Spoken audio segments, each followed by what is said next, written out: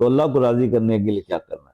3 ناموں سے اس کو پکارنا ہے۔ اللہ پاک کو 3 اسماء، یا اللہ ہو، یا رحمان ہو، یا رحیم، اور یا حی ہو یا قیوم۔ یہ اس طرح سے ہم 4 اسماء اللہ کے اس طرح اس انداز میں پکاریں گے۔ اچھا، اس میں آپ 2 چیزیں دیکھ لیجئے۔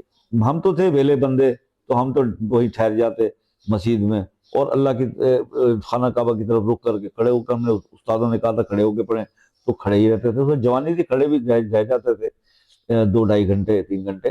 لیکن اب نہیں ہے سچویشن۔ تو یہ اب اس کا پڑھنے کا طریقہ یہ ہوگا کہ اگر آپ اپنی زندگی میں تبدیلی چاہتے ہیں تو بس ایک بار درود شریف پڑھ لیں اور یہ پڑھتے رہیں، اٹھتے بیٹھتے چلتے پھرتے، عصر سے مغرب کی اذان تک آپ نے کیا پڑھنا ہے؟ یا اللہ ہو، یا رحمان ہو، یا رحیم، یا حی ہو یا قیوم۔ بس اسی کو آپ پڑھتے رہیں۔ اگر آپ کسی کاروبار کی پلیس پر ہیں، کوئی بزنس کرتے ہیں اور وہاں پہ گاہک نہیں ہے یا بزنس نہیں چل رہا، تو آپ نے یا اللہ، یا رحمان ہو، یا رحیم، یا حی ہو یا قیوم عصر کی نماز پڑھ کے آئیں اور مغرب تک یہ پڑھتے رہیں۔